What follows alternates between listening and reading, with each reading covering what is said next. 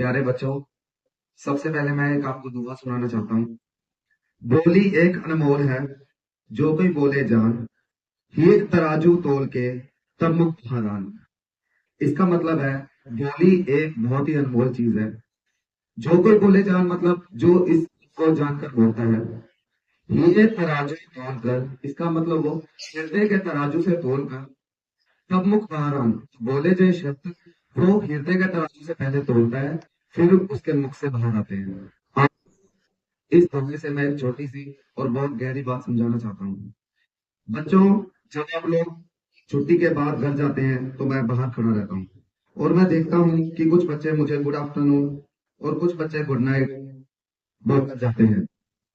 जो बच्चे good afternoon बोलते हैं उन्हें ये लगता है कि वो सबसे सही शब्द यूज कर रहे हैं, और जो बच्चे गुड नाइट बोलते हैं उन्हें भी यही लगता है कि उन्होंने सबसे गलत शब्द इस्तेमाल किए हैं।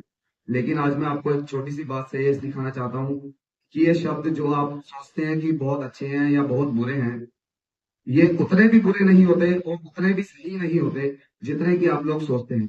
शायद इनका गलत इस्तेमाल किया जा रहा है, आप ऐसा सोचते हैं। जैसे कि गुड आफ्टरनून अपने आप में गलत शब्द नहीं है, यह एक ग्रीटिंग का शब्द है। ग्रीटिंग का मतलब होता है, जब हम किसी से मिलते हैं तो हम उसको ग्रीट करते हैं। सुबह मिलो गुड मॉर्निंग, दोपहर में मिलो गुड आफ्टरनून। यह बिल्कुल सही है। लेकिन अब सोचो, जब आप घर जा रहे होते हो, क्या आप किसी से मिलने जा रहे होते हो? नहीं, आप जा रहे होते हो। इसलिए घर जाते समय गुड आफ्टरनून कहना गलत नहीं है, लेकिन सब सही भी नहीं है। अब बात करते हैं गुड नाइट की। गुड नाइट भी अपने आप में कोई गलत शब्द नहीं है, लेकिन गुड नाइट दिन की आखिरी विदाई का शब्द होता है। इसलिए दोपहर में रोज रोज गुड नाइट बोलना सबसे सही शब्द नहीं माना जाता। जो कबीरदास जी ने कहा था, हिंदी एक अनमोल है, इसलिए शब्द सोच समझकर इस्तेमाल करो। अगर हमें यह समझ में आ गई तो हम अपने आप यह भी समझ जाएंगे कि किस समय कौन सा शब्द ज्यादा ठीक बैठता है। अब मैं आपको बताता हूँ कि घर जाते समय सबसे सही शब्द कौन से होते हैं। जब आप घर जा रहे होते हैं तो आप मिल नहीं रहे होते, आप विदा ले रहे होते हैं। इसलिए उस समय सबसे सही शब्द होते हैं बाय या थैंक यू। अब थैंक यू ध्यान से समझना। जब सुबह आते हो तो हमारे पास एक खाली बर्तन लेकर आते हो, और जब आप घर जा रहे होते हो तो वह बर्तन अब खाली नहीं रहते। चाहे आपने ज्यादा सीखा हो, चाहे आपने थोड़ा सीखा हो, लेकिन कुछ ना कुछ उसमें बन चुका है।